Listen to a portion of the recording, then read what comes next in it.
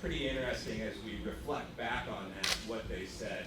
One of those studies said that by strategically placing 13 million acres of wetlands on hydric soils in the upper Mississippi River Basin, we can solve the basin's flooding problems in an ecologically sound manner. While 13 million acres, to put it in perspective, the upper Mississippi River Basin has lost 26 million acres of wetlands over the last century and a half. So this would be restoring half of those wetlands on our landscape. We can't do that in Davenport, but we could probably do that throughout the upper Midwest.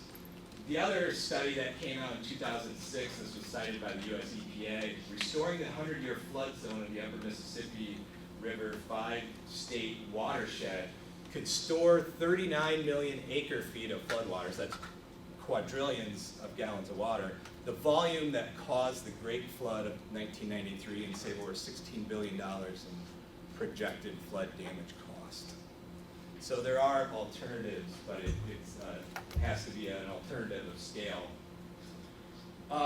This is what an estimate of what our river looked like about 500 years ago. And you can see Nahant Marsh in this picture was really an island, just like Credit Island. There were a couple islands upstream where the railroad bridge comes across in West Davenport, the Crescent Bridge. That was all wetlands at one time, and there are wetlands that extended all the way up into East Davenport. The majority of those are gone now. Nahant Marsh still exists, and that's pretty remarkable. And what we do, the way Nahant functions in this floodplain, is that we retain and absorb an estimated 2 billion gallons of water during low flow times. So the river's at a normal level, if there is such a thing. We get a rain event, a heavy rain event, we can store about 2 billion gallons of water that's running off. And that's the equivalent of about 3,000 Olympic-sized swimming pools on our 304 acres. Where we really shine is when the Mississippi River reaches the stage that it did this spring. We estimate that we detain about 1 trillion gallons of water from the Mississippi River when the river was up to 22.7 feet this spring. That is the equivalent of about 1.5 million Olympic-sized swimming pools. And so this is the other thing that we pay attention to. When the river gets to 12 feet, that's really when it starts to back into Nahant Marsh. And how many days have we been at 12 feet this past decade? Well, so far, the decade isn't over yet, but we were at above 12 feet for 746 days this decade. And once again, this sticks out like a sore thumb. But this shows you the value of the marsh. And this is the marsh at 11 feet. And as we buzz through this, we can see how this area fills in with water and how many gallons of water enter the marsh. And so this year, remember, we are almost at 23 feet, and so almost 1 trillion gallons of water was being detained in the marsh, and it was relieving the pressure on the Mississippi River. So this marsh sort of functions as a release valve for the Mississippi River. And had that marsh been filled in years ago, like a lot of the other wetlands in our neck of the woods, that water would have been forced somewhere else for other people to deal with. I included on there 25 feet. Hopefully we never see that, but Ray Wolf tells us that is in the probability in the future, unfortunately. Wanted to highlight some other projects that are going on related to wetlands in the state of Iowa. The Iowa Watershed Approach, I would encourage you to check that out if you haven't. This is funded by a $97 million grant by the Housing and Urban Development, the U.S. Housing and Urban HUD. And it focuses on 9 watersheds throughout Iowa. And the major purpose of this is flood resiliency and flood mitigation. And the way they're dealing with flood mitigation is by encouraging wetland development throughout these 9 watersheds in Iowa.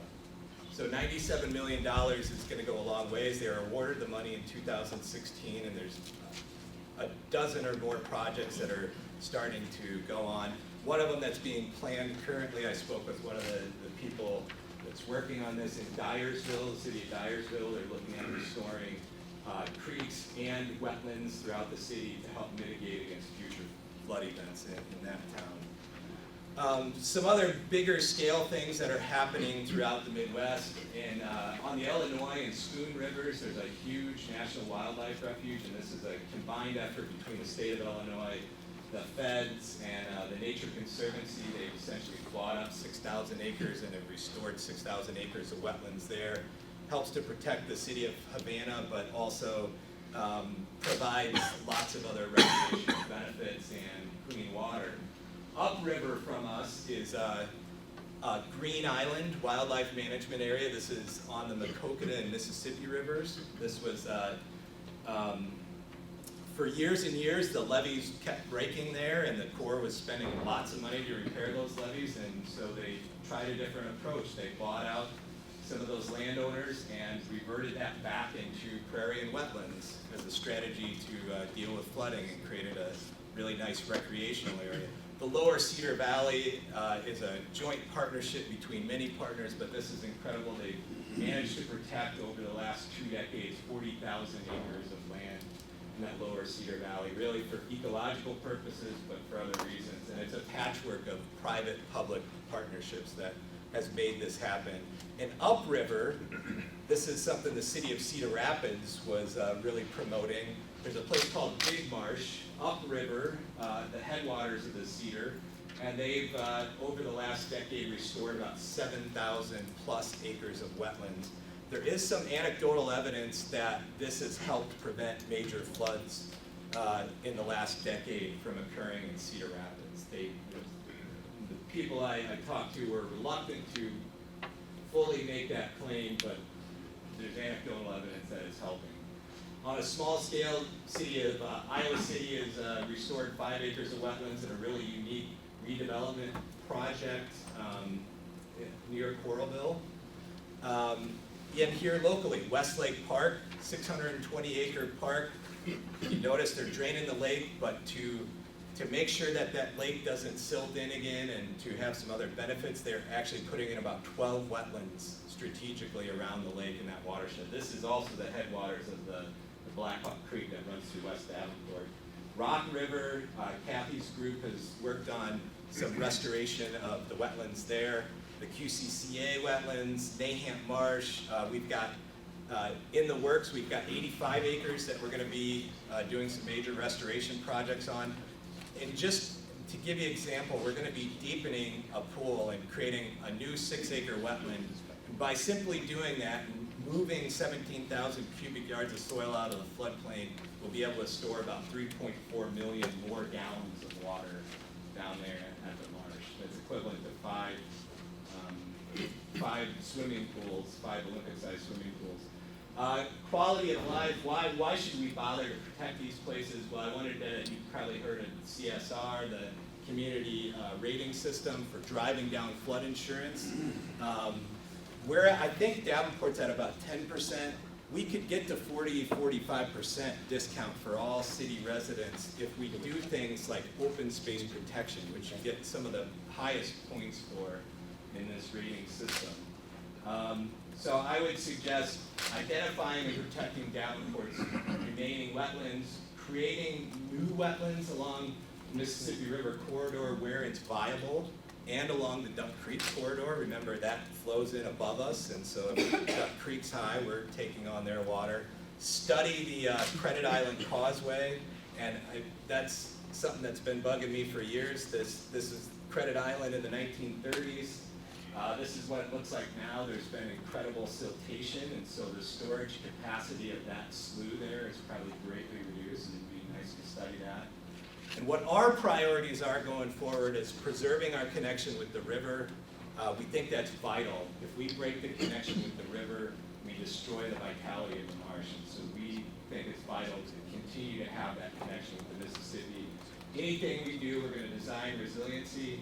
We have been actually talking about replacing the culverts in Southwest Davenport, and more than anything, we want to look at what other resources exist around us and how can we partner to strengthen these resources.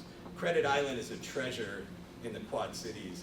It's 420 acres, and an incredible resource. The myelin bottoms that many of us don't know about is there, and so there's lots of opportunities for future growth and development. So in closing, I know I got to wrap this up, but I would just like to say that I would really like this task force to really strongly consider the importance of wetlands as you're looking at strategies for protecting the city in the future.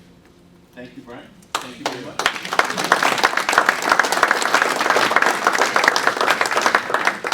And again, our intent is, as we talked about in the first meeting, we know issues that we've been dealing with related to temporary or permanent flood protection. We've been talking about potential rising water and dealing with that. We've been talking about using different topographical kind of situations. This is one of the things we mentioned that needs to be considered. We want to move forward, keep this moving along. Paul Osmond, who's with the Illinois Office of Water Resources, his cohort from Iowa is here as well, and Bill Capuccio. Yeah, I think they're going to team up. He's with Illinois as well. They're going to team up to help do, again, about 20 minutes, kind of the next step, add to this, and then we'll have the core kind of wrap up with a variety of issues of what we've learned and so forth, and then we'll have some discussion after that.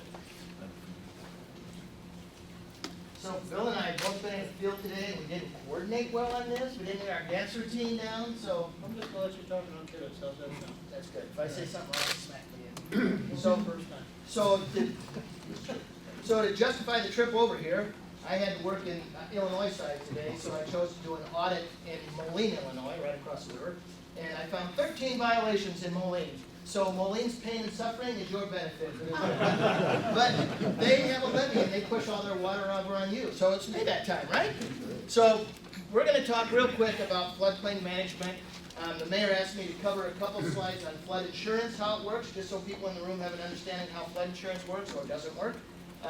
And then we'll talk a little bit about mitigation programs that are out there. So first of all, both of our states have a ton of floodplain. Most people don't think of Midwestern states as flood prone, but at one time, Illinois was in the top 5 states in the whole nation for overall flood losses.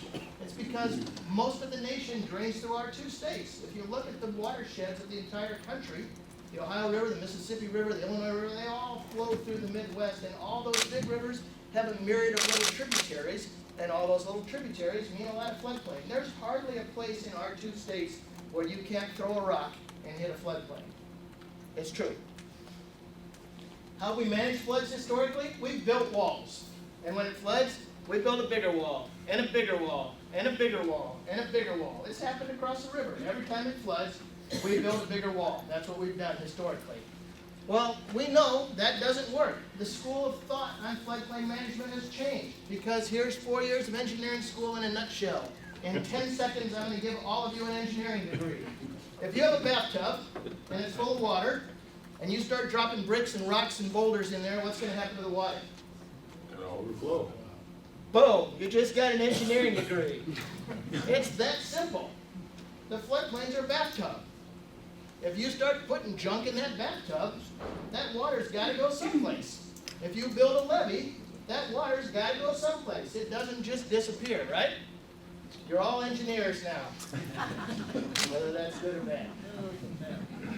So we know the models for good floodplain management. First of all, it's good mapping. Map those areas where we know what's going to flood. We're really good at that. Long-range planning, keep those hazards in mind. As you grow and expand, recognize where that flood's going to happen. Proactive education and outreach. This is a perfect example right here.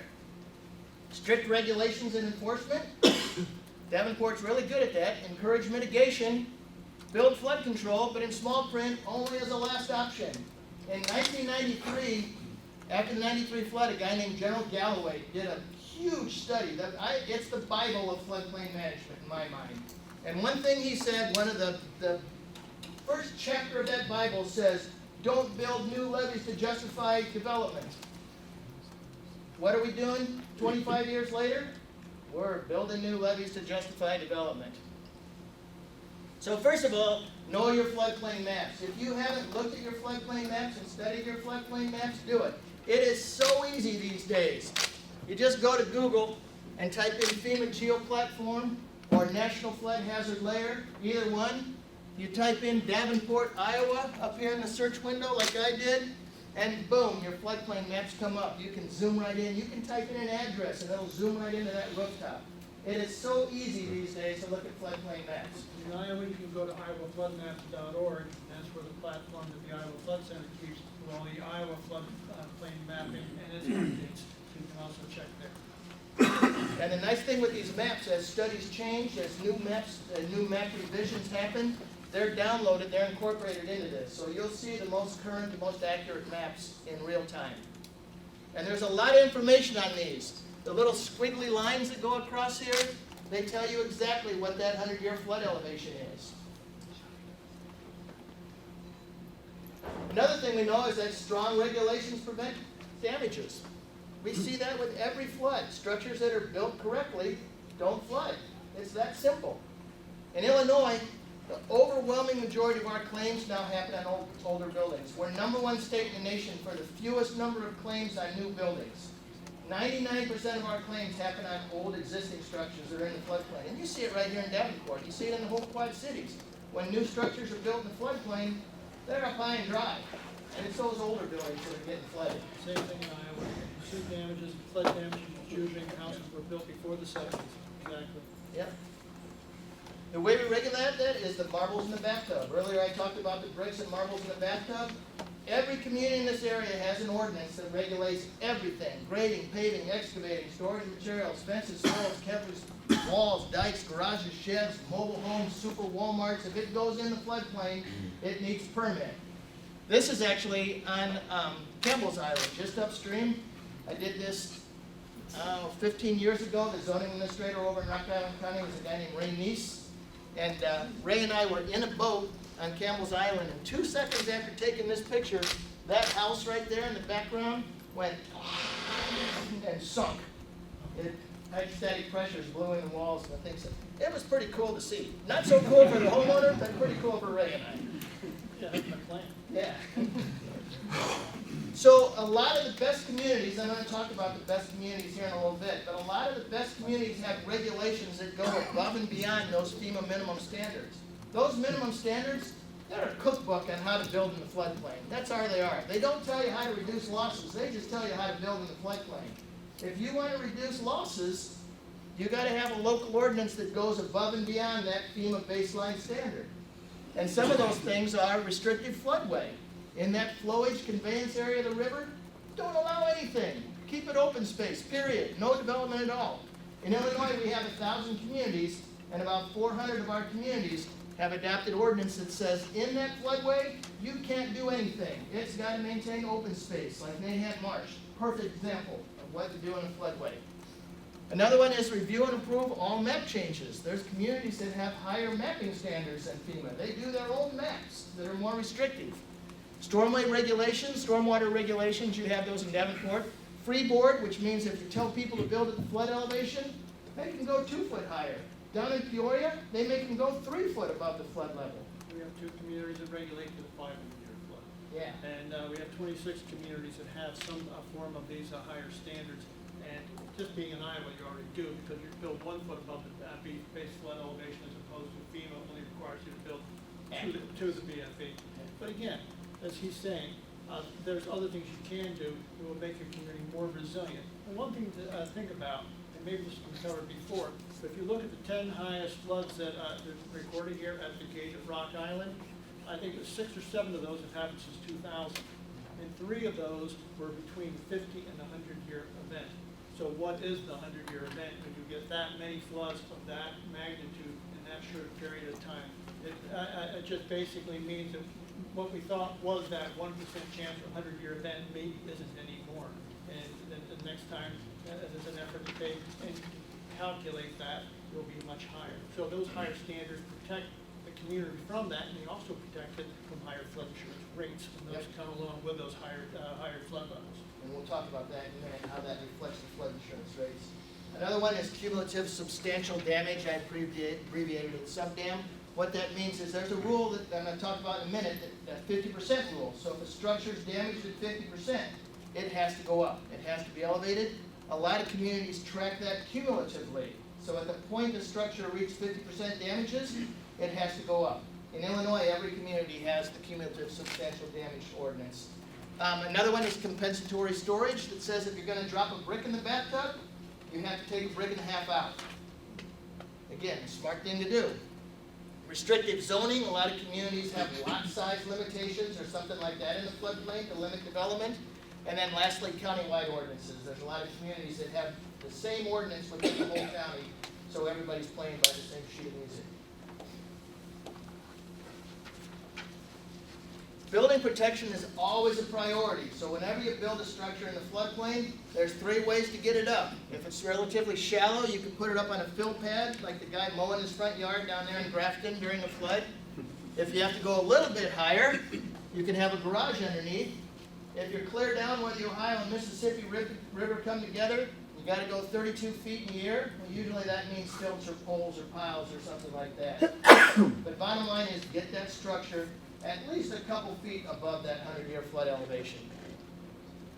So I talked about the... One other thing, is if it's a commercial building, you can elevate it, but you also have the option of structurally flood-proofing it.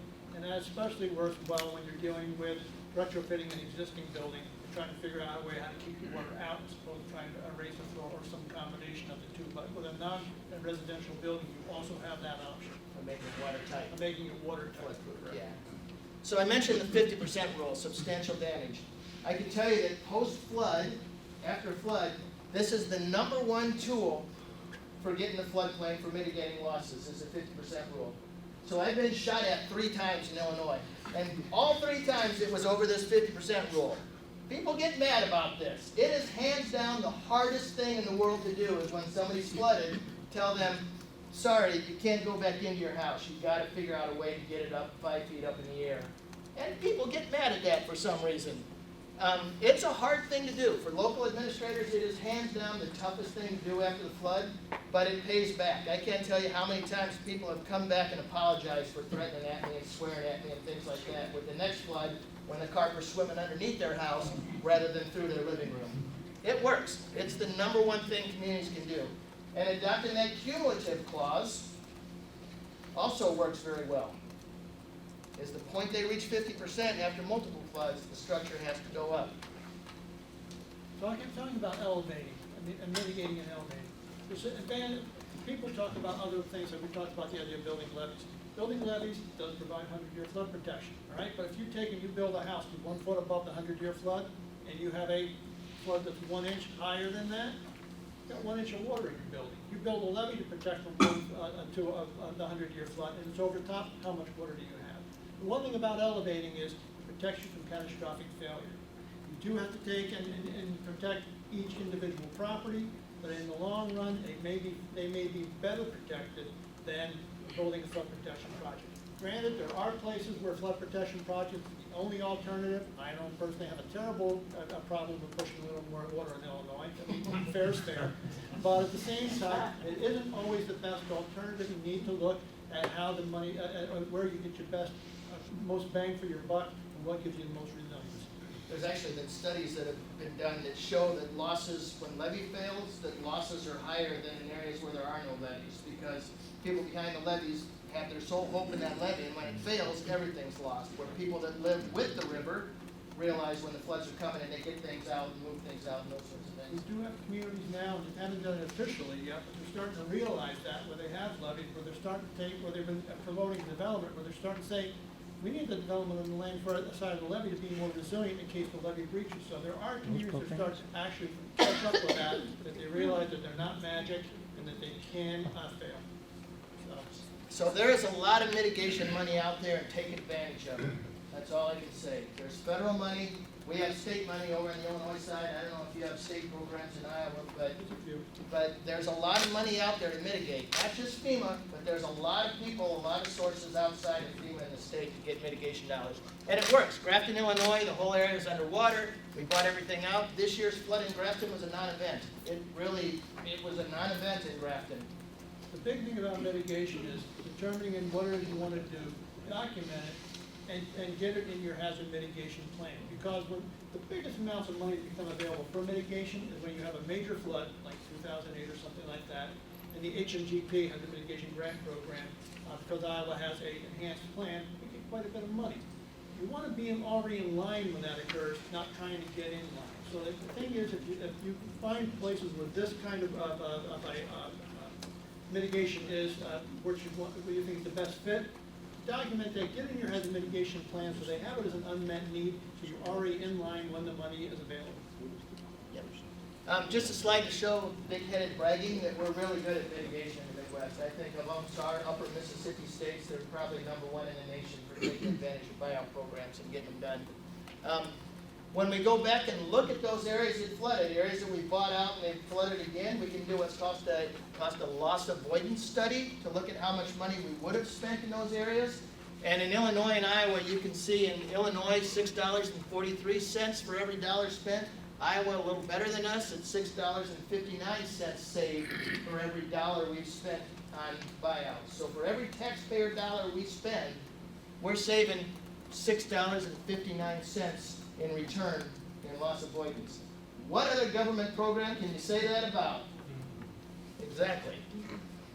So there's a lot of grant programs that talk about that, and most of them are FEMA and most of them are disaster driven. Have you guys haven't got a deck yet, but you're doing a declaration? Yeah, well, we've got decks we've got decks in a lot of places right now, but yeah, one of the things that I'm not even sure it's on there is the Corps of Engineers.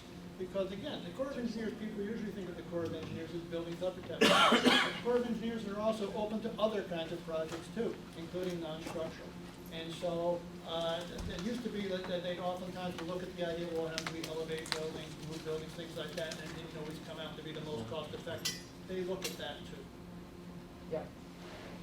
A lot of these monies, the FEMA monies especially, are disaster driven. So after a flood, a lot of those mitigation monies become available to a state to use. So expect those. So here's the most confusing part of the whole thing. I got 2 slides just to tell you how flood insurance works or doesn't work. So the mayor wanted a quick primer on flood insurance, so here we go. So see that word up top that's underlined that says pre-firm? That means pre-flood insurance rate map. A firm is a flood insurance rate map. So this is an older building. This is most of the buildings along the riverfront in Davenport. An older structure that's been there before the date of the floodplain map. So you can see if the structure is a foot above, if it's a foot below, or if it's 10 foot below, the premiums are exactly the same, $887 a year. And this is fairly modest house. This is a $75,000 house, $20,000 in contents. So fairly modest house. But you can see the premiums are exactly the same. If you escrow that over a 30-year loan, that's what's on the bottom there. So, because most flood insurance is required as a conditional loan. So again, modest house, despite the risk, you're paying $887 a year for flood insurance. Why is that? This isn't how most insurance works. This is because we, in this room, own this fine company that's $23 billion in debt. And we subsidize the risk. So all these structures, despite the risk, we subsidize the premiums with our stupid company, and the premiums stay the same. No other company does that. No matter how many times they've been flooded. No matter how many times they've been flooded. So now I'm going to make it complicated. So now I'm going post-firm. So this is a new building. Remember, this building is supposed to be elevated. You have rules that say it has to be up above the flood level. So if you're a foot above the flood level, your premiums drop to $500 a year. If you screw up and put that building a foot below the flood level, your premiums go to $3,000 a year. If you're smack down along the river in Grafton and you build it 10 foot below, your premiums are $21,583 a year. Remember, this is a $75,000 house. So you're paying a third of that building value in flood insurance alone. This is how insurance works in the private sector. In Illinois, they have a fire. Yeah. But, So, I had three teenage boys. They're all out of college now. But back when they were teenagers, State Farm knew my risk. And I was in this category in auto coverage. Because they knew that those 3 boys were going to wreck the car. State Farm knew that. As soon as those vermin left our house, my wife's and my premiums went back to this. Because we're old farts and safe drivers. That's how insurance works. So flood insurance, basically, if it's an older home, it's subsidized. If it's a newer home, It's based on how high or how low that. Let's go back to that subsidy now. What's happened to that subsidy is that Congress required that subsidy phased out starting in 2012. And so it is going up. For a single family residence, primary residence is going up from like 15 to 18% a year. If it's a primary residence, it's 25% a year. If it's mandatory, and the same for a business. So now you've got about 580 policies in Davenport. About 400 of those, as I recall, are those pre-firm. So especially those business ones, they're going up and change 25% a year. Some of those older structures along. And you will be getting the calls, Mr. Mayor. But yeah, they're starting to see that. I'm getting the calls. I guarantee you on my voicemail back in the office right now, I have an angry flood insurance policy holder who's seen their renewal come. But yeah, residentials are going up 12 to 15 every year, and non-residentials are going up 25% per year until they reach the true risk rating. So yeah, it makes sense to get buildings up high and dry, both from a flood loss reduction, but also from an insurance standpoint. So I don't care of your politics. This is all about science. Climate change is happening. I am sorry, rain gauge and flood rivers, you can't argue with them. We can argue all day long about why and how and when, but it's happening. In the Midwest, there's little doubt that climate change is not happening. You guys have seen it. When we look at our flood state, let me go back. When we look at gauges, this is an Illinois study, when we go back and we look at temperature and gauges statewide, there's volatility every year. There's warm years and there's cold years, but when you track those over the long term, precipitation is increasing and temperatures are increasing. When it gets warmer, water evaporates. When water goes up, it condenses, then what's it do? Comes down. It's that simple. So now you're meteorologists too. And it's coming down in more extreme events. Yeah.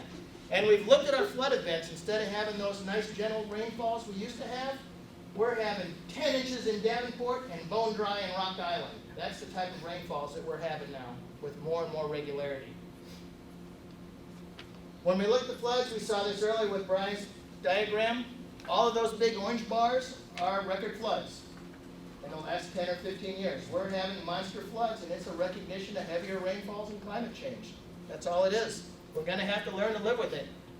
So there was a movie a few years ago called Apocalypse Now, where this Colonel Kurtz broke away. He got tired of the bureaucracy and he decided he was going to win the Vietnam War by himself. Well, I've noticed over the years that the best communities, and Bill and I are both, you probably got the two oldest floodplain managers in the nation right here in front of you. We like to say the two most experienced, but It's still pretty pathetic, but that's besides the point, right?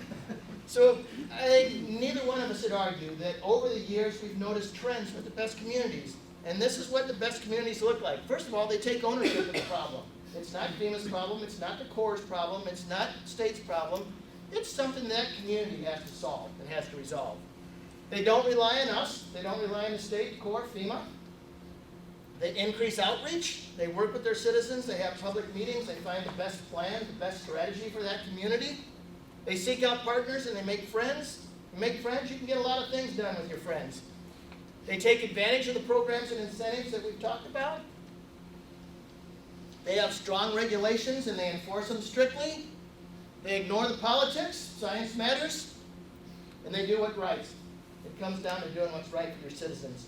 But this is really the recipe that the best communities I've noticed over the years, this is the common denominator amongst all those best communities, is they take ownership themselves and they solve the problem themselves. The communities that sit and wait for FEMA to do it, is there anybody from FEMA in the room here? Good, we can dump on them. It takes forever. FEMA buyouts take 5 years now. 5 years from start to finish to do a FEMA buyout. That's 5 years that your citizen has to sit twiddling his thumb wondering what's going on. That's criminal in my mind. Communities and states can do it a lot quicker by themselves if they don't rely on the government. And that's it. Thank you. I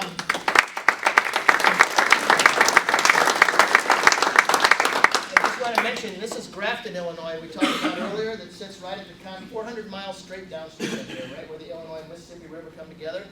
What you're looking at there used to be about 150 structures after the 93 flood. This year Grafton flooded, and like I said, it was a non-event. Their floodplain is an open bike trail and riverfront marina now, so Yeah, it was pretty monumental for Grafton. Dan, go ahead, he has a question. I would just like to hear if you two had autonomous power on Davenport specifically, how you would handle dealing with floods moving forward.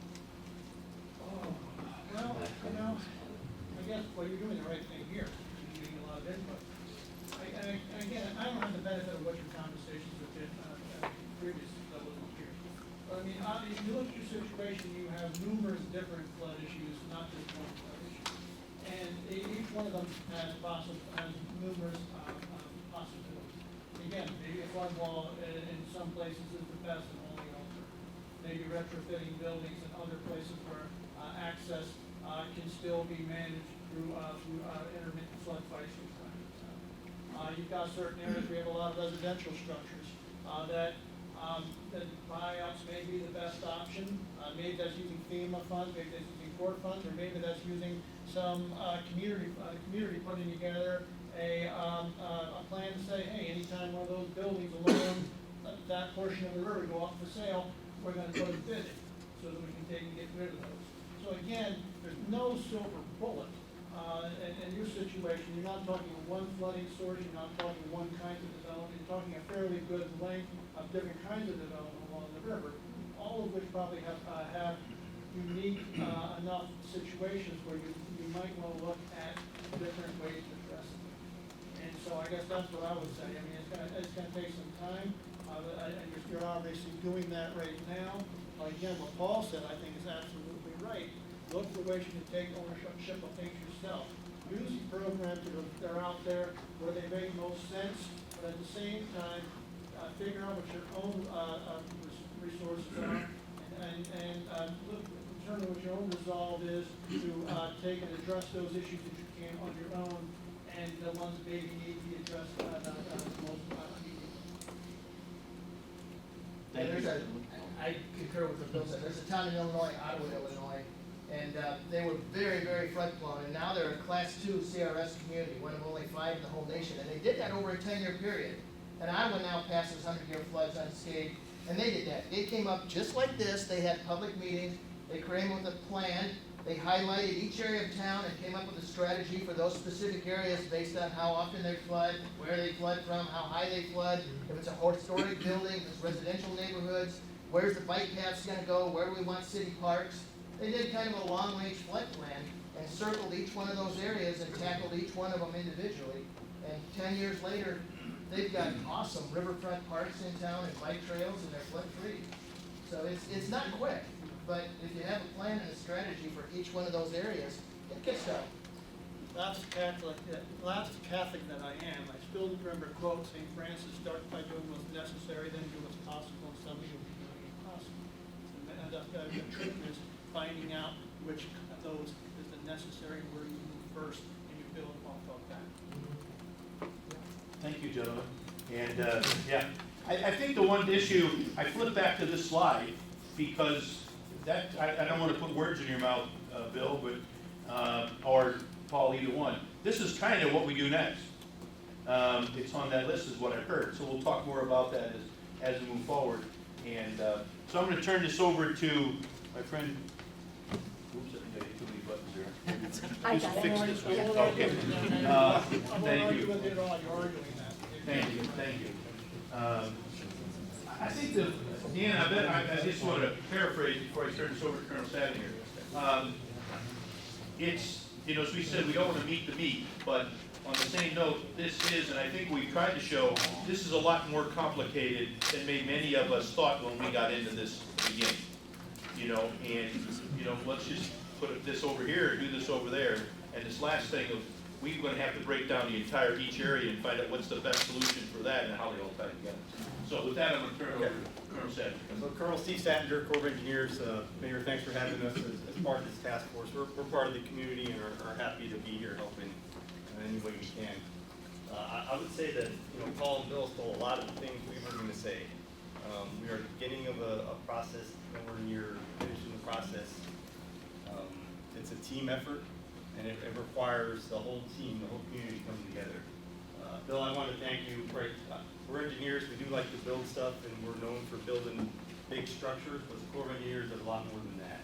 And over the years, we have definitely revised our approach. It's not just walls and structures. We have lots of tools in our kit bag that can help communities understand what's out there beyond just structural solutions. And we're going to talk about some of those programs in just a minute. I do want to just, one real quick thing, Paul, 1 minute of engineering, probably not sufficient. The Corps of Engineers, we like to call ourselves the premier public engineering organization in the world, and we mean it. We have experts throughout our country on every single engineering, thing you can think of, and the Rock Island District is fortunate to have some experts in-house on this very issue. I'm going to turn this presentation over to them because they're the experts and I'm not. I guess what I would say, from my perspective, I've been in command 1 year. So in my 1 year in the command of Rock Island District, we now passed the #1 flood here in Davenport. We set many other records for flood duration, if not so much for flood elevation in my 1 year. Also in my year, we were happy to be awarded the start of the process at Cedar Rapids. So I want to talk real quick about Cedar Rapids because I think what Paul and Bill wound up with is really important. 11 years ago, they passed their historic flood in 2008, and they brought the team together. They had a great vision, not just about building a high levee, but a vision of what they wanted their city to look like when everything they were going to do to respond to the flood was done. The federal government is part of that through FEMA and also through the Corps of Engineers with a little over $100 million project. That's really a small part of what Cedar Rapids is doing. A city like Davenport can pull the partners together, can come up with a vision for the city. I think that's what this task force has started. And hopefully in 10, 11 years, because it's not a quick process, be able to say the same thing. We are where we want to be as a city. We protected what we need to protect. We still have a connection to the river. We're still a part of the broader river community, and we've done what we want to do. So from my perspective as the commander of the Rock Island District with a large water resource requirement, knowing there's lots of competing interests, the best thing you can do, continue the conversation, bring in the right folks to talk about what you want the city of Davenport to look like when this process is complete, and we'll go from there. Happy to be a part of that partnership. I will be up front. We're part of the federal government. We're not FEMA, so I don't want to be hissed at. We rely on authorizations and we rely on appropriations, and we don't do anything without that support from the legislative branch and the executive branch. It's pretty complicated. If it was easy, it would have been done a long time ago. So I can't promise support from the higher, but I can tell you Rock Island District is here in Davenport. We'll be part of this task force for as long as we can and help out as much as we can. So I'm going to turn it over to my two experts, Amanda and Jason, and they're going to tag team this brief.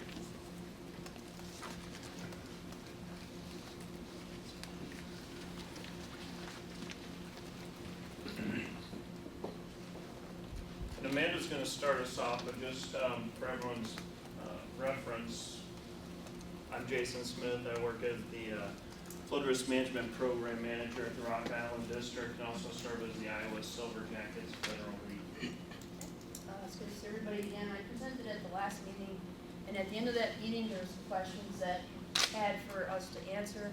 Hopefully we're going to touch on most of those, but feel free to ask questions as we go on. These are the questions that you had. I'm try to go through those.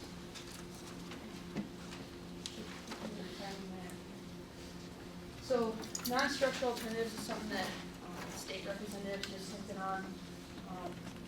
FRED is a commonly used acronym to describe what you can do for alternatives. Floodproof, relocate, which means actually taking those buildings out of the floodplain. You can elevate using stilts, and using the first floor as parking, so you don't actually have damaged structure after that flooding comes through. Or you can do demolition buyouts, and then we also just heard there's a lot of different regulations that you can adopt within your city to hopefully prevent future disasters. I'm not going to hit on those because we just heard those from the state. So these are some traditional structural alternatives that have been used in the past. Earthen levees are are very common along the Mississippi. In urban areas, you tend to use flood walls due to real estate concerns. Where you have intersections, maybe a railroad, we use different types of closure systems. A removable flood wall is one of those systems. This is actually, at Watermoon Park, this is exactly what they have.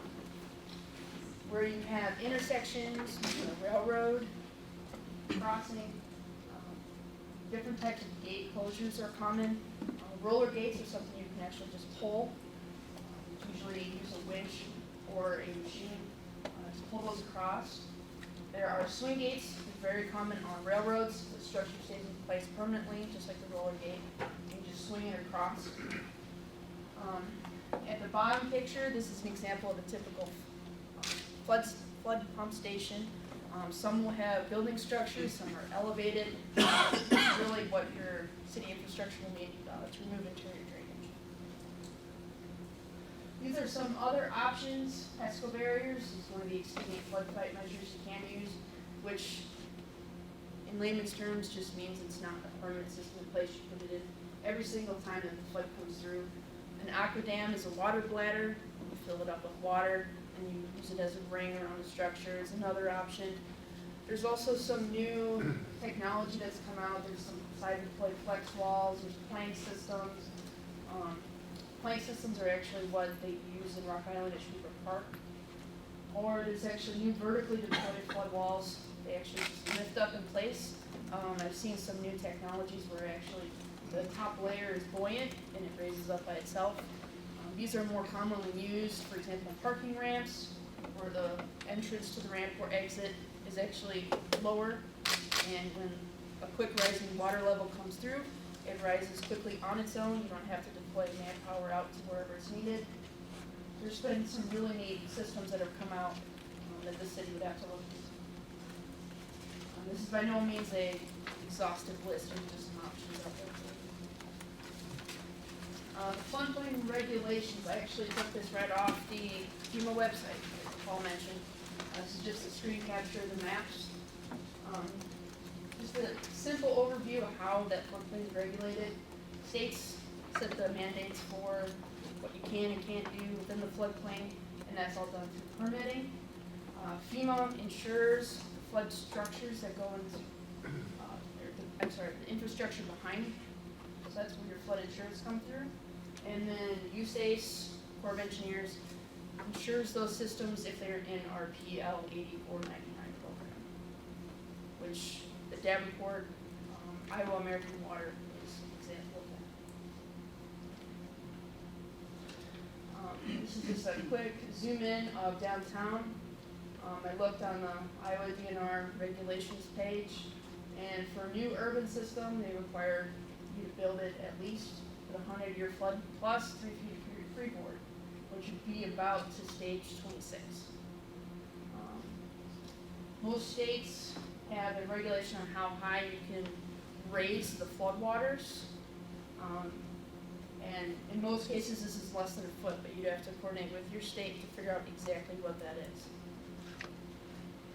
Like I said, you need to have a permit both from the state, and it would be a 404 permit from the Corps of Engineers, because this would be a navigable waterway, which is something we help regulate. Another thing you'll have to address is make sure that whatever system or measures you decide to put in place addresses your interior drainage. Can you explain on that slide the structure is allowed and structure is not allowed? Sure. And actually the state guys can probably talk better than this than I can, but the blue area is the floodway. Generally, states, cities, we have ordinances where you cannot do any type of new infrastructure in the floodway.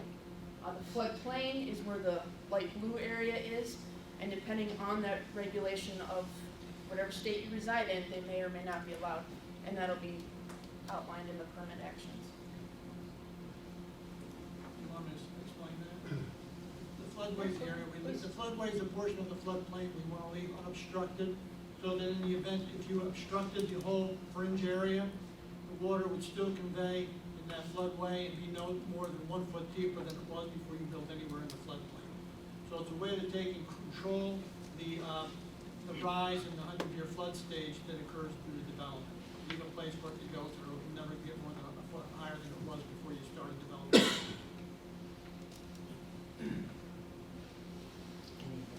And one of the other questions that was asked is where did this last flood fit into the most recent flood frequency profiles? I plotted that up here. You can see the red line, that's where this most recent flood was at stage 22.7. The 100-year flood is at stage 23.1. So this last flood was 4/10 lower than the 100-foot or 100-year flood, so it didn't quite hit it. So this flood is somewhere between the 50 and 100-year frequency. I'm going to turn it over to Jason. He's going to go over some of our programs that we have. Very good. So we have several different kinds of programs. I guess I'll break it down into two different categories. You have planning services that are provided. These are our programs are generally the way that we arrive at something as Congress authorizes the Corps of Engineers to do some type of work, and then there's an appropriation that follows that. So these are some of the authorities that we have to do work. Plan assistance to states and tribes, that's a 50-50 cost share to do strictly planning studies for whatever the need is. Floodplain management services is 100% federal expense, but that does have a limited scope of planning services that can be provided. There's Silver Jackets projects, which are largely 100% federal as well in terms of the cash, but it's leveraged funding. So a lot of that is Bill, Jessica from Weather Service, and numerous other agency partners participate in this interagency coalition. Everyone participates and brings their skills to the table in terms of their staff time, and they contribute to the effort. There are project services, which are specifically authorized projects that lead to design and construction. We have, in this particular case, the benefits of the project must exceed the costs. And that's a really important element because many communities will go through the planning process and they'll learn that the benefits do not exceed the costs, and there will be a major disappointment associated with that. So as the community thinks about what's the right method going forward, there can be planning actions or they can be those that lead to construction, and so this is a very different strategy on how you want to go forward. I will offer that the CAP 205 program is a really nimble authority. It's a initial $100,000 is exclusively federal cost for the first $100,000, and it's 50-50 cost share for the study portion after that. And then if it is determined to have a benefit cost ratio greater than 1, then it can move into design and construction phase, and that design and construction is cost shared 65% federal, 35% non-federal. Typically, we see levees, flood walls, channels, other things that are funded within that particular project. The CAP 205 program authority is a very nice authority because you don't have to go to Congress and ask for specific authorization. It's a program that has set aside a large amount of money, and then it's competitively sought after throughout the nation. So the only problem is there can be a little bit of a long waiting list. Hey, Jason, can that be used, is that only for structural projects, or can it be used for non-structural as well? It can also be used for non-structural, absolutely. Typically what we've seen is the structural actions that come out of that, but there's nothing prohibiting non-structural projects from being part of that. Jason, I would also add that that's only targeted for small projects with a federal cost of less than $10 million. There's a cap on that. Yeah. And because that's 65-35, we just think of it as $15 million total project cost. Is probably the cleanest way to think about that. Thank you for pointing out that. That's very important. There are opportunities for potential reevaluation studies to revisit the original approved FRM project, update the current. For those that may not be aware, the Quad Cities had a feasibility study that was done a couple decades ago, and that did look at this whole area as a system. What came out of that was the flood risk management systems that were built in a couple of the adjacent communities. And so, also the Iowa American, or the water plant there was also one of the elements of that was later constructed. So there's an opportunity to potentially seek appropriation through that approved chief's report to revisit certain elements of that study and see if there are certain pieces that could be advanced. There are other programs. Go ahead, sir. Just had a question on that study. What year did you say that was completed? You know, I don't. 84, I think. Well, it was actually before that, it was in the sixties, and the project was authorized for construction in 1970. So there were discussions after that for a number of years, and eventually the decision was not to move forward because of the expense of the project. But then we did a updated review from 99 to 2001 that resulted in a report that determined that the protecting the water treatment plant area was still justified, and that's what resulted in construction of all there in the 2007 to 10 timeframe. Definitely Another agree. question. Whose decision was it not to, it was a decision by the Corps not to fund it because of the cost of it? Is that? No, it was the city decision City because decision. the cost share was too expensive at the time. Back in, So for more details on various programs, you can contact me, or there's information here. As Paul noted, there are a variety of other flood hazard grant programs. We're not, Amanda and I are not experts on these agency programs, but you do have the FEMA Flood Mitigation Assistance Program. Iowa also has some hazard mitigation assistance program information. There's community block grant funding, which is part of HUD. And we heard about HUD in Cedar Rapids and in other locations as well. So there are opportunities out there. I'd like to take just a minute to talk about Silver Jackets. I did kind of start with that. I mentioned Bill and Jessica and several other agencies, Iowa Flood Center and many others participate in what's an interagency flood risk team, and the intent of that group was, instead of these professionals responding only during disaster, that if they continue the dialogue, that you could be more effective in both the response, the recovery, the mitigation, and the planning that goes along with reducing flood risk. And so this group continues to meet on a quarterly basis, and out of that, there are a number of goals that have been defined. We're really trying to collaboratively identify those risks, improve the communication between communities, between states and federal governments, between residents, individuals, a variety of different risk communication elements. We're leveraging the best of what each of our agencies do in order to arrive at reduced risk, and then any mitigation actions and identifying gaps among agencies that could be filled in with other programs.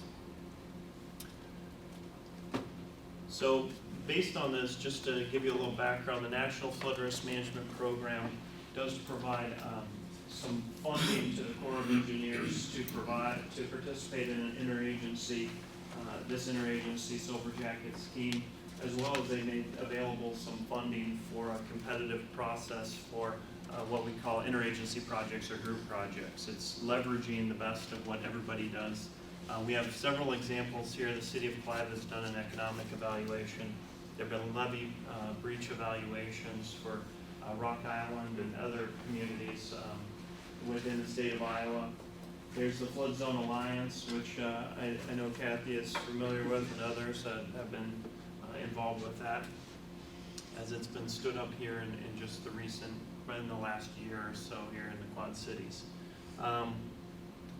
Their group projects are competitively selected across the nation.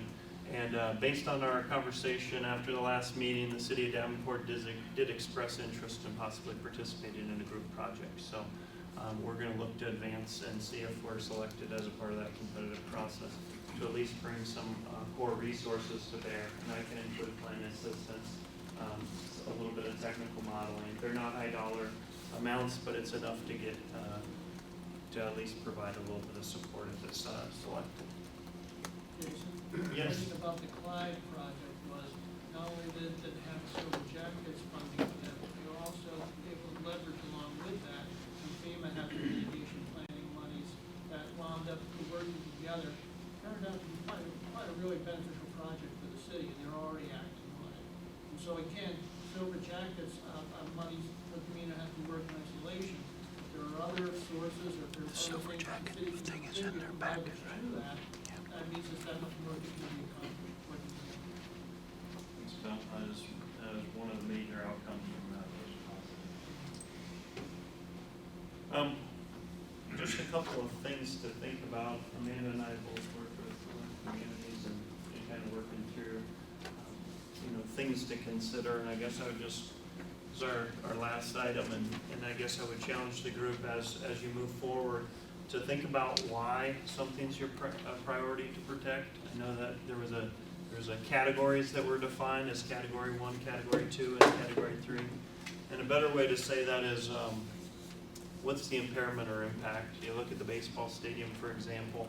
They reduced the impairment or the impact by creating a way that they could still continue to play baseball games within while the river was up. So they avoided the impairment even though they didn't physically change the nature of the river and what the river's doing. So think about the why you're doing it. Why is shutting down River Drive a problem, or why is protecting those structures? Why is that so important? And I think that's really going to be necessary as you go forward in terms of understanding the impact, the impairment, but then how to mitigate that impact. And then that'll lead to how you address that. Is it something structural? Is it non-structural? How exactly do we attend to that? Also, think about what's an acceptable level of consequence for, and who defines that. So is flooding once in a while okay, or is flooding, never okay? I mean, there's going to be varying levels of what's acceptable to different people, depending on what you have at stake. So think about what is a reasonable amount of consequence that we're willing to expect. We all kind of know the consequence if it rains for 40 days and 40 nights, right? We're all kind of sunk if that's the case, but we accept that risk, knowing that that's very, very unlikely. Does something need to be done right away, or is the current plan acceptable for the next 3 to 5 years? I know that there's been talk about probabilities and different things, and I guess that's just think about what is the current situation. Find the right plan that meets your immediate need as you're working through that. I guess the point is don't have too much of a knee-jerk reaction, but at the same time be responsible with the fact that you're updating and reducing your risk through actions. Be sure you're accounting for interior drainage, because that may require varying levels of investment in the capital improvement projects, meaning you may need to do a whole bunch of sewer work and a bunch of stuff, which I think Nicole mentioned earlier when we talked about the barrier and where it went on River Drive was a real impact to how much pumping that took place. It's very possible that some of these alternatives are going to require a lot of piping changes in the city, and that could be very expensive capital improvement projects. So think about that within your bigger vision for the capital improvement project budget and different things. And then lastly, consider including public input, city planning, and the Parks and Recreation and development of an updated master plan. And really, the flood plans are most successful when they accomplish other city goals. When city goals are meeting the economic targets, when they're meeting the recreation targets, when they're meeting some of the other targets, then the constituents, the people are happiest, people are, they get on board with whatever the plan is going forward. So think about that, and also with the city's operation and maintenance. You don't want to create a situation where it becomes a real problem to operate and maintain. So just a couple things to consider going forward, and appreciate your time letting us speak. If you need to be in contact with Amanda. I do think that last point is really important. The whole idea of partnerships and working with a broad coalition is really important. That also extends to the partners for funding purposes. We've seen funds come from all over the place, and sometimes it can be very surprising the kinds of coalitions you can build from large corporate sponsors that are willing to fund portions of a project. Economic development funds, sometimes they're involved. Certainly HUD and FEMA and the Corps and other funds can be part of that as well. But you really need to look far and wide, in my experience, to really pull together all the right people to do that. And having the public dialogue and developing a lot of strong partnerships is really put you on course to do that.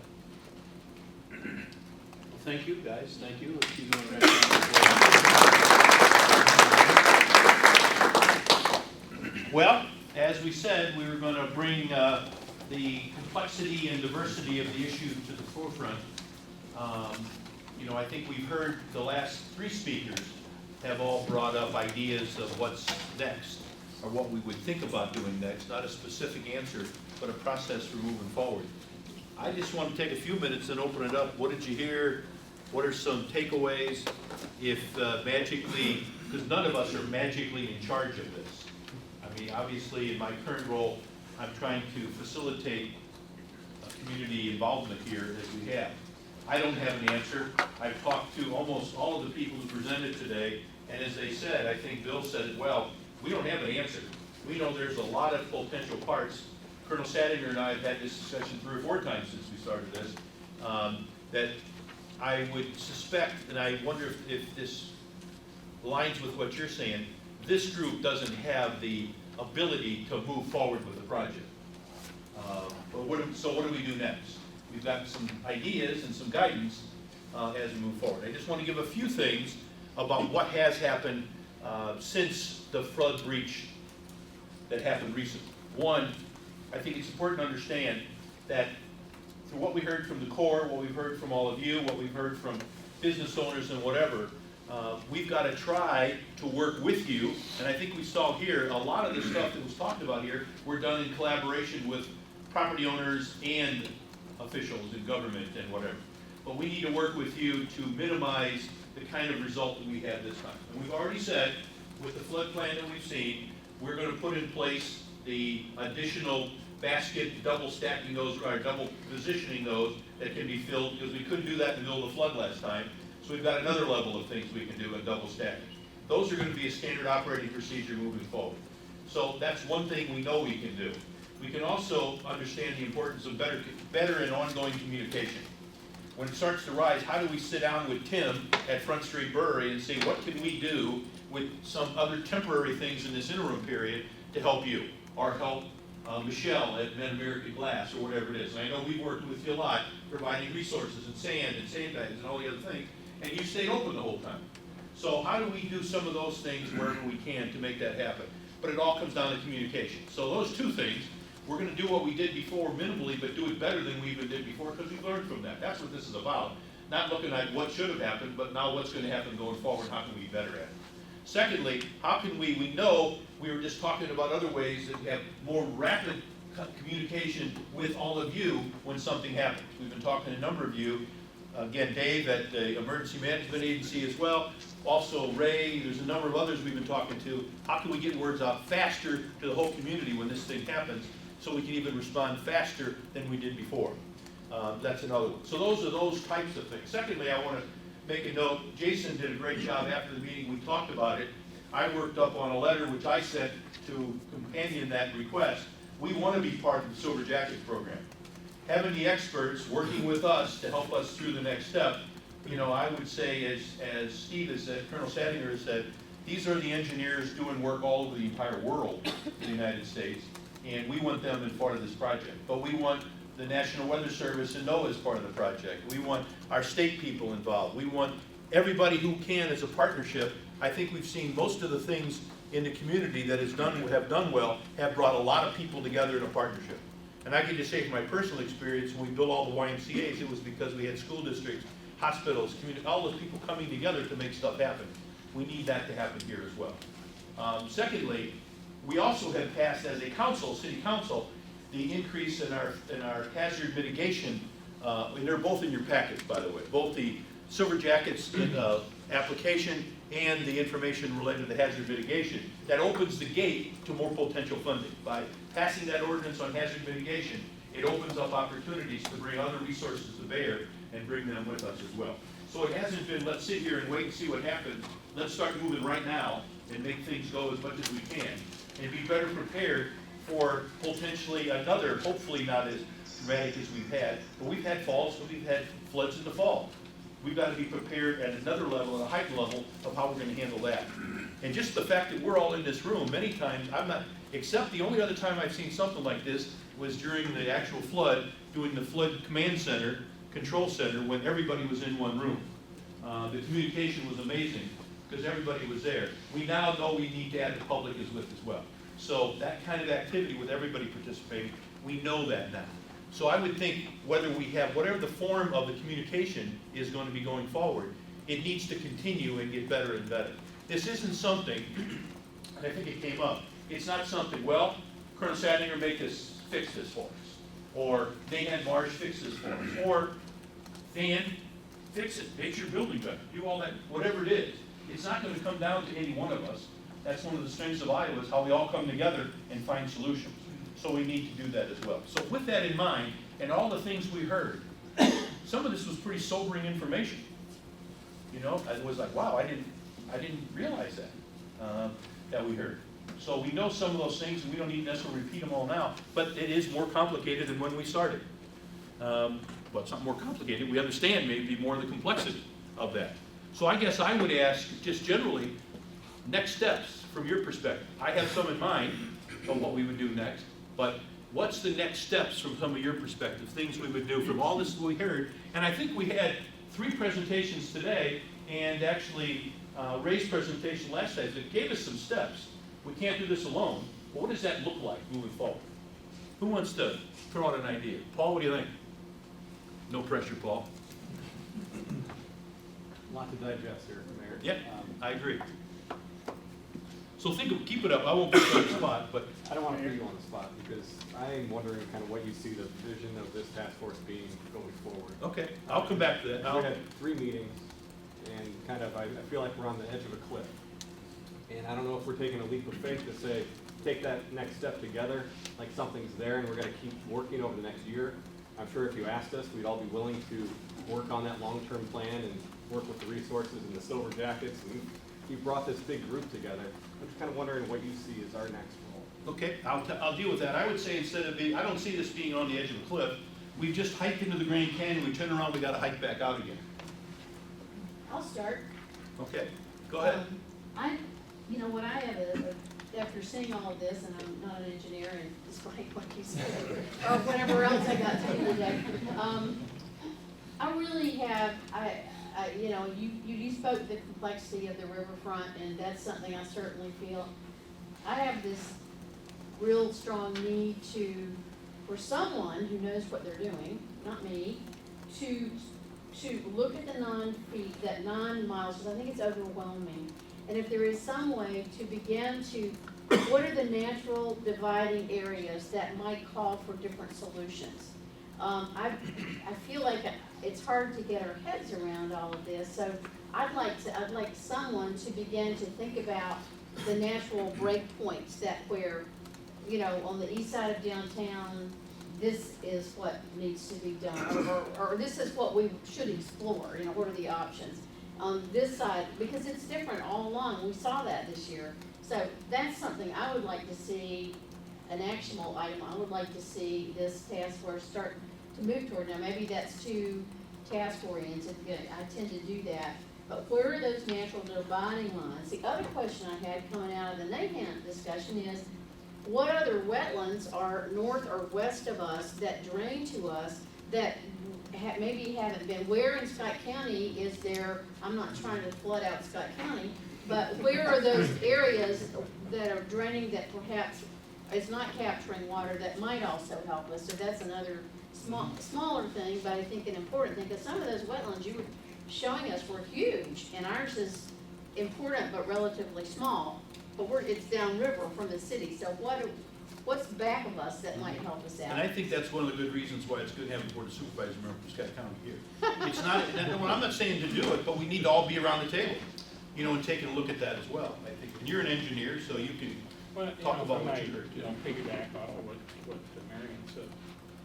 And I think with the Corps, we'll discuss about the Cedar Rapids issue, they developed a master plan by going through the city and identifying exactly what you said.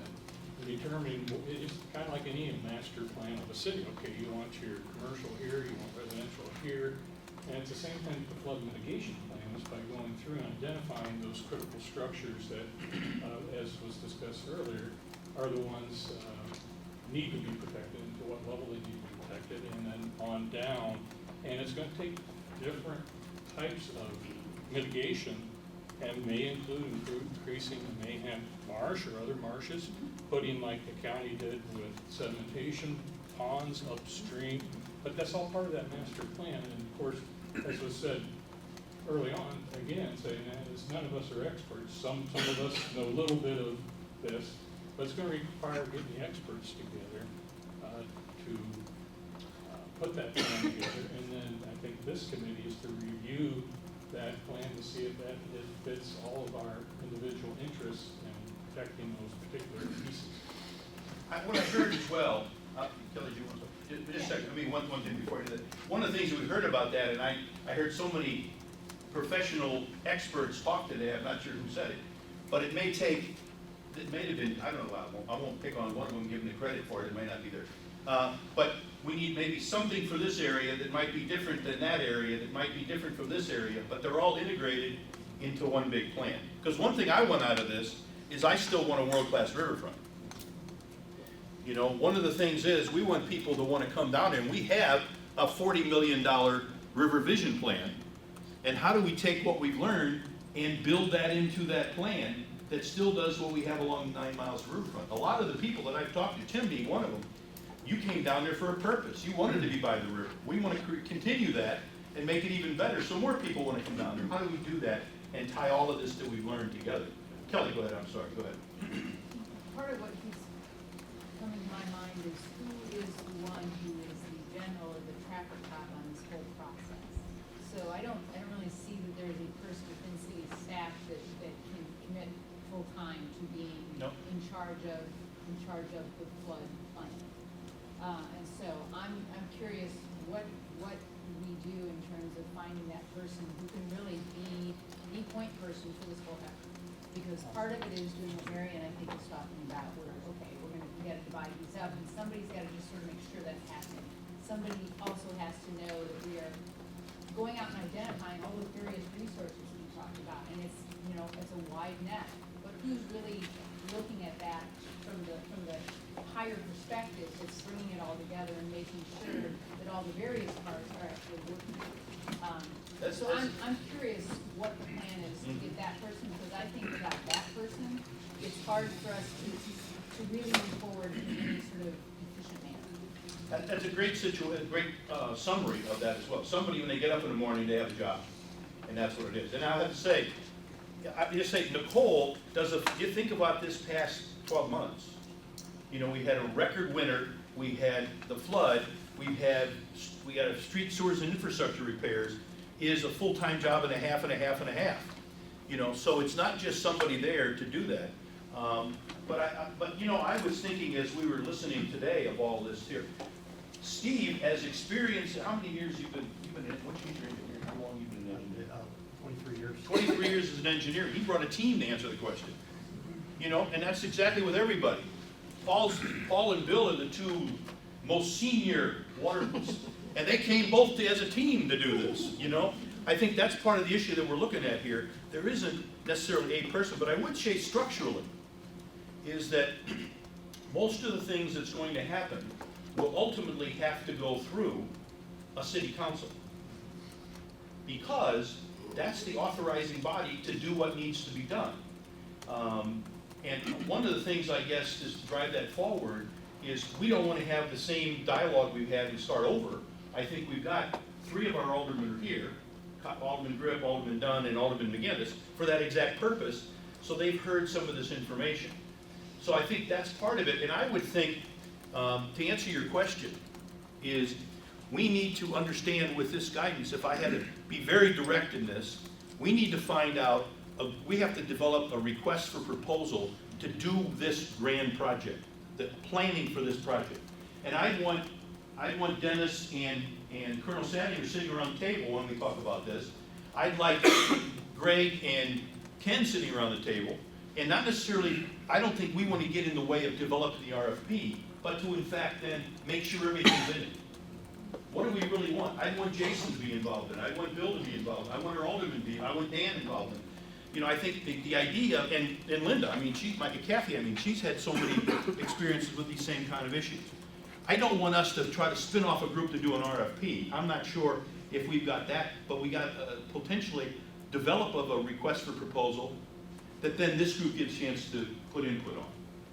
You know, what does that mean and how do we include, what are the things in there? Because we have heard, I think, and I think they're fairly consistent with what you were saying, Paul, we know the things that we want in this in general terms. We need someone to put some structure around that so we can say that's what that means. This area, this area, this area. And I'm pleased that the Canadian Pacific representatives here as well. I mean, all of those are factors we've got to deal with.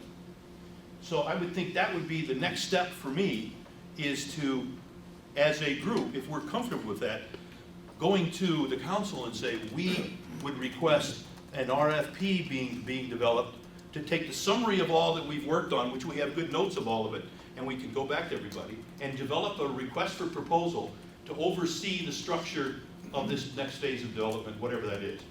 And all of that along the whole 9 miles. Because you said 9 miles, I agree. But what we may need on the farthest west end may not be what we need on the farthest east end. But we need something for all of it as we move forward. So that would be my hope, is we're moving forward, knowing full well that we've done stuff along that. I said we'd be done at 5:30, so I'm 6:30, so I want to be done.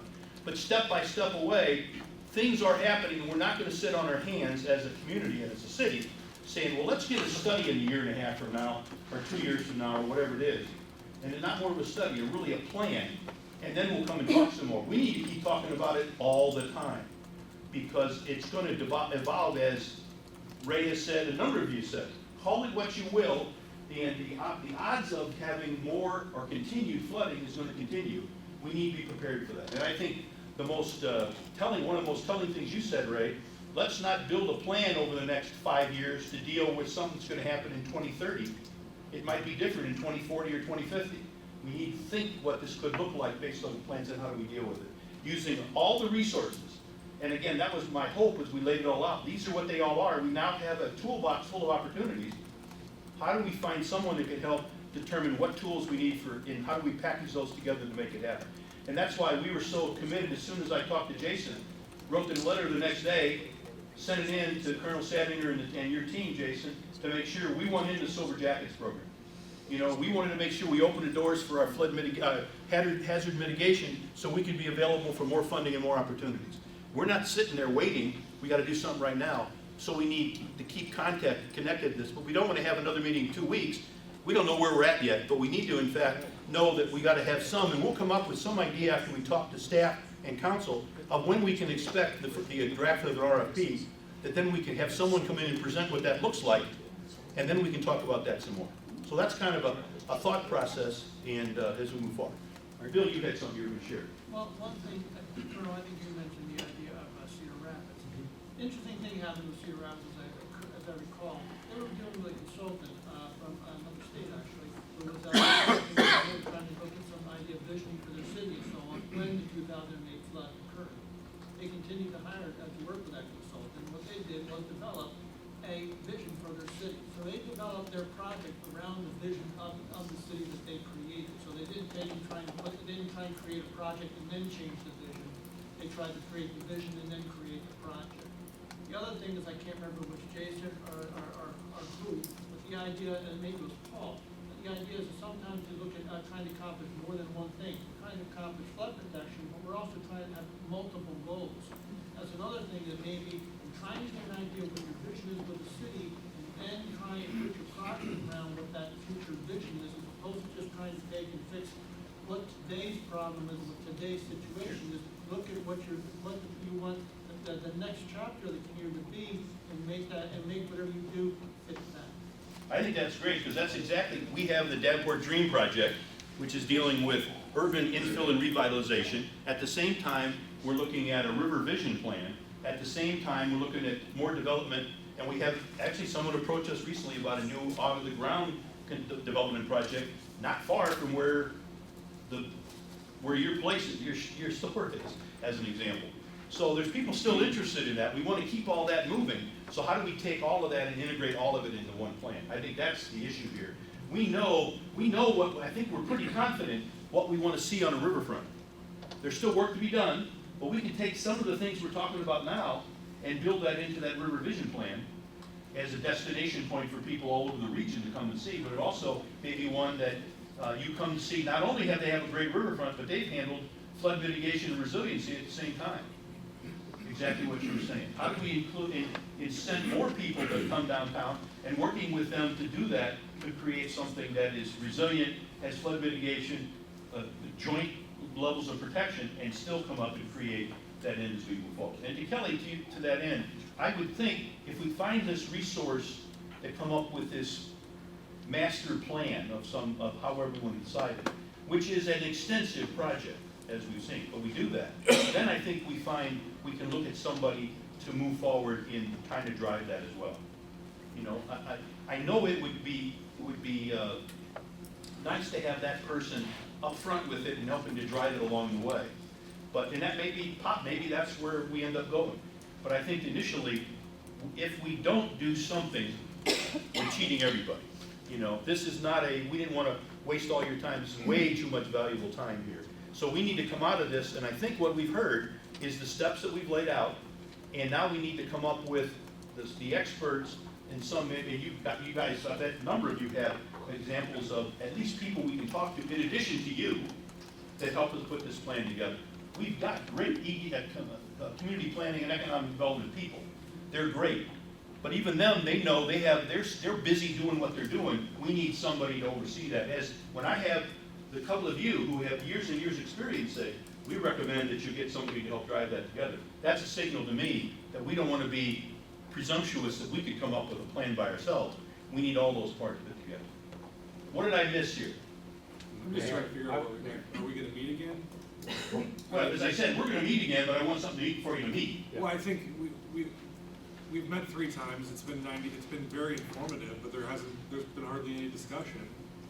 How about next time we meet, Mayor, we have a working session, because I think those of us that aren't experts in the room, but would like to try to contribute what we know from being at ground level, is, you know, having the experts tell us what won't work. I mean, what are the list of ideas, and let's tick the ones off the list that won't work. For example, what Paul said about the bathtub and the marbles and the bricks. Well, can we remove some marbles and bricks from the river and, you know, dredge the river and allow capacity from water? Things like that from a layperson's perspective seems obvious and easy.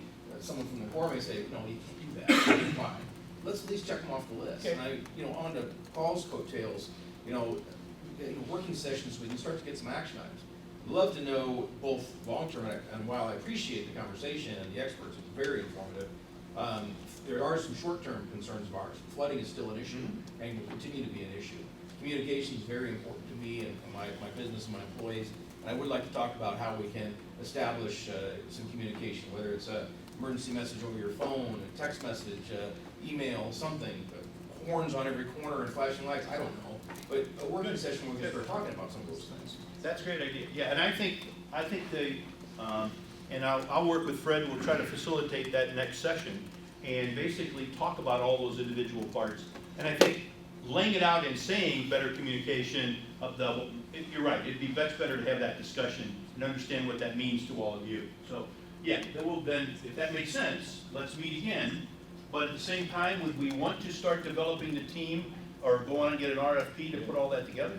Yes, I would say yes. Thank you, first off, for organizing this. I don't want to miss that. You've done a lot of work, your team's done a lot of work over the last several months to put this together. I was wondering if you wanted a formal recommendation from this task force to take back to City Council. So that way you can say that we've met over the last several weeks and we've heard from the experts and we are recommending that we do move forward with the RFP, create a master plan for the 9 miles of the riverfront. And that we will continue to work with the task force as part of the development of that RFP. Resources to put that plan together. We comfortable with that for us? Yes. I don't want to put words in. Your Honor, you have 2 examples of doing that in the past. You did that to update the comprehensive plan, and you just finished doing that using outside help to update your zoning laws. Right. So it's something that has worked in this community. There's something that staff can do right now. All the major communities in Iowa that were affected by the 2008 flood, and I'm talking about Des Moines, Iowa City, Cedar Rapids, they all have a component of their stormwater fee that's devoted to flood mitigation. Alderman Dunn and I have been on the Citizens Stormwater Advisory Committee since 2001 when it was formed. When we took the first fee to council, it had a flood mitigation part of it, and council stripped it out. That is something staff could work on now to see, compare what the other cities are doing, how much they're committing towards flood mitigation as part of their stormwater fee. I would say that's a great idea. One thing we do on an annual basis, you may or may not fully realize that, but we raise those fees every year to put money aside to build the infrastructure we need for the different sewage plants and whatever. That's now, maybe it's since that first one, but that's something we continue to look at as well. This is strictly stormwater is what the fees focused on. And if we had been building that fund so that we could have bonded against it, we could have completed some projects in the last 18 years. We'll make sure, I know Tiffany's keeping track of everything we've said, so we can do that as well. So what I've heard as a follow-up, and again, I don't want to put words in anybody's mouth, but, and I'd like to see that if everybody says, let's continue to meet, not every week, you know, is it 2 weeks enough maybe? We'll see if we have something, I would think, not wait months between times. But I think we've heard in the next couple of weeks, getting together again as a chance for a working session to kind of decipher all the things that we've heard and to talk a little bit more about that. I've heard that we want this group, after all the meetings they've had, are interested in fact, having the council pursue an RFP to kind of put all this into action. Wait, to Yeah, make please. what? I don't want my name toward an approval for a request for an RFP if we don't know what we're proposing. No, you're not. No, that's what it's about development of the RFP, and you'll see what happens as that being developed. Yeah. Okay, no, it's not gonna be, they'll develop an RFP and then send it out. That's not, we won't do that. It'll be a matter of, what are the elements that are gonna be in there, and we're gonna use the experts that we have to help determine. Do we have everything that we need in the request for proposal to get done what this group and what we wanna see done, representing the community? Yeah. No, it won't be, we're gonna approve, heaven forbid, that won't ever happen. We won't approve anything, you know, without that discussion, and it'll be fully vetted before anything would actually go out. It's not like the group is saying, hey, let's go out and hire a group or something. I would say what the group has said, we want to create a process to develop a request for proposal that then we can review and then decide ultimately, because the proposal won't be potentially inexpensive. So, and I won't put Colonel on the spot or any of you of what that could possibly look like, but that's part of it as well. But, so we will look back, whether it's 2 or 3 weeks, whatever it is, but we'll come back as another session, give, as Paul said, a little bit to absorb some of this, and then come back and have some work sessions about what have we heard, what have our changes, have anything changed since we first started this discussion about priority and whatever. And the last thing I think it's important, and I'll turn to, again, some of my colleagues over here, the sewage treatment plant is still one of the top issues we've got to deal with. Obviously, if the sewage treatment plant goes down, 160,000 people will have a hard time flushing their toilets.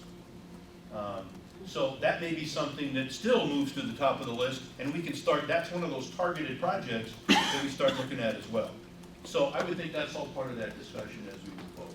Does that make sense, or Mayor, what else? if people also maybe, but before we meet again, if you're going back to staff to say, this group wants an RFP, if people have input, if they have things they would, want to make recommendations of things that might go into the RFP, That's a great they idea. could be And we sharing could do that at that work session. before we meet again, so we don't Yeah. get a document back and we're like, well, that's not what we had. Well, I would say maybe we do that as part of that process. We bring in and have some work sessions at the next meeting, and have some of that discussion as well.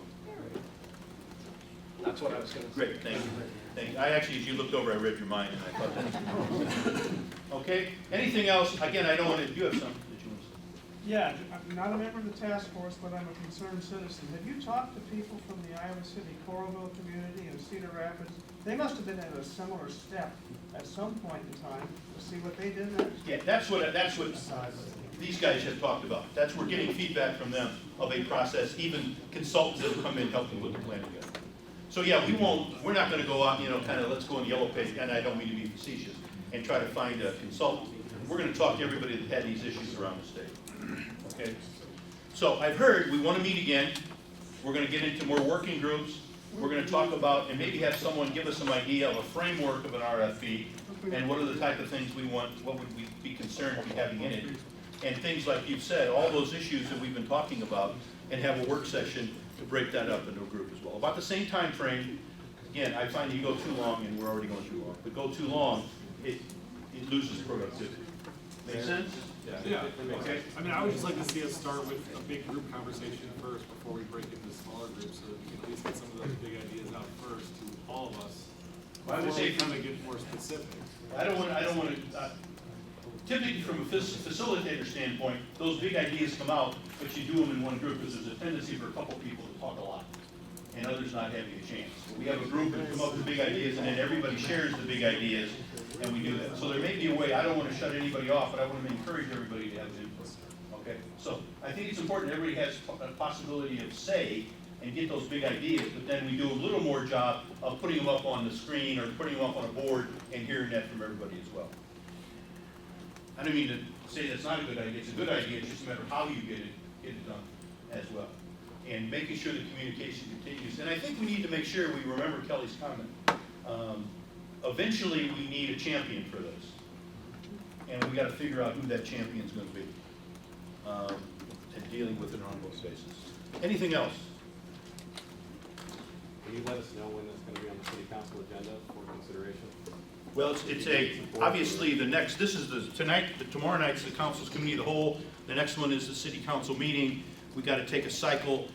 We will bring it up tomorrow with the group. I would think Monday I'll share it start to bring that idea around and take what it looked like. I got 3 aldermen here.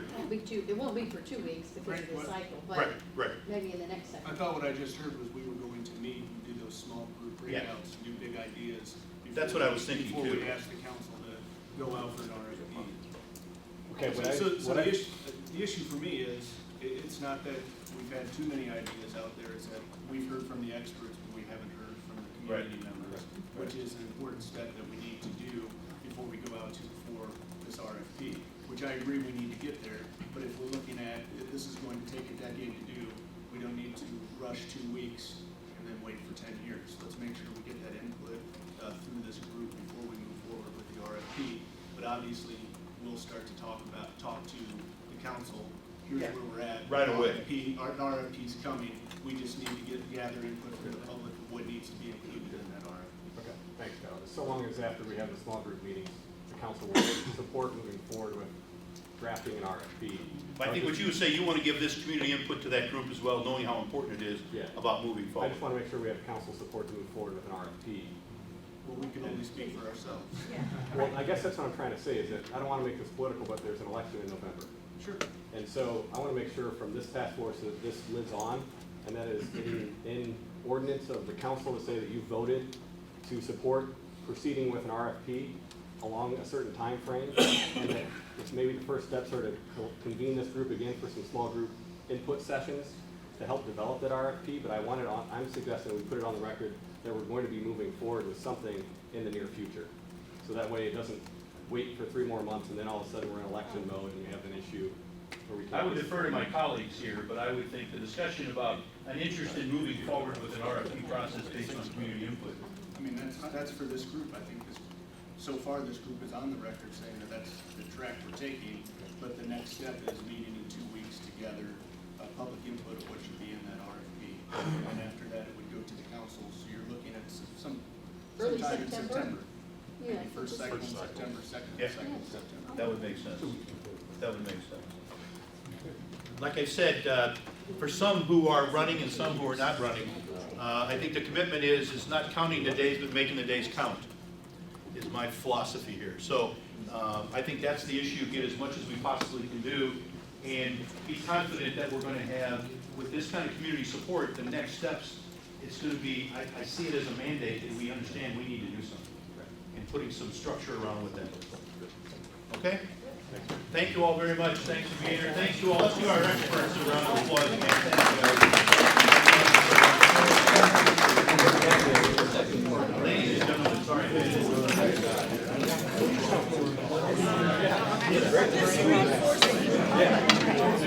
sorry.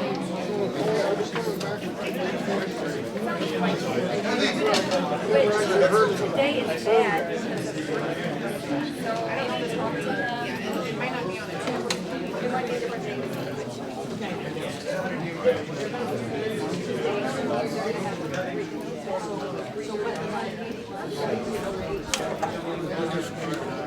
Yeah. Okay, sounds good. Hi, thank you so much for changing the time for the meeting tomorrow. So, yeah, that'll work out great for us. 8 o'clock tomorrow? Yep, sounds good. Thank you so much. That would be awesome, actually. Oh, yeah. Monday's probably better. Yeah.